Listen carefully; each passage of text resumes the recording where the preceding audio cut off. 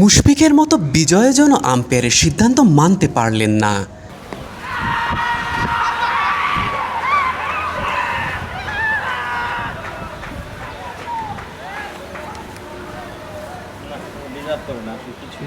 রাগে ক্ষোভে batting glove ছুঁড়ে ফেলিয়ে দিলেন।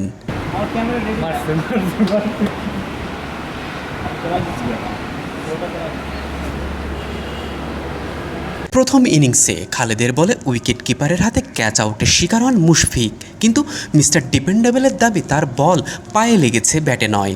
মাঠের মধ্যে আম্পায়ারকেও সেটাই বোঝানোর চেষ্টা করেন, কিন্তু তাতে কোনো লাভ হয়নি। 24 ঘন্টা পার না হতেই দ্বিতীয় ইনিংসে বিজয়ের সাথেও যেন একই ঘটনা ঘটল।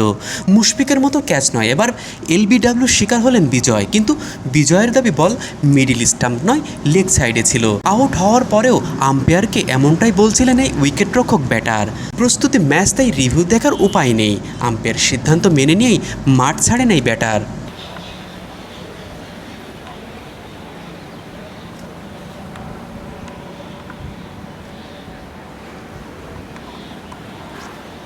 বিজয় যে রেগে আছেন সেটি দূর থেকে তার ব্যাটিং গ্লাভস ছোড়া দেখেই বোঝা গেল।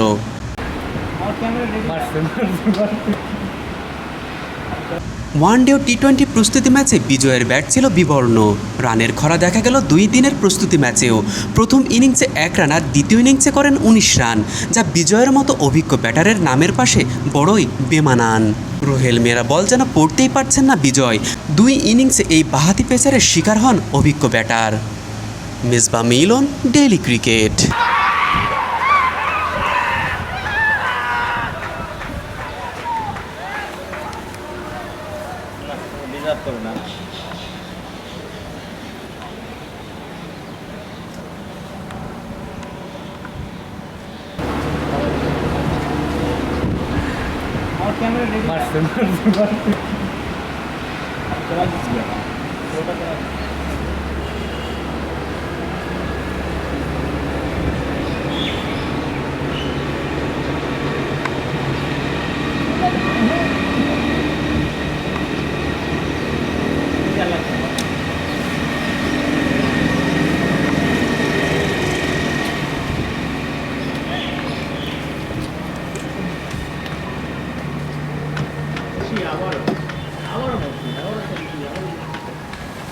আবারও রুয়েল মিয়া, আবারও বিজয়।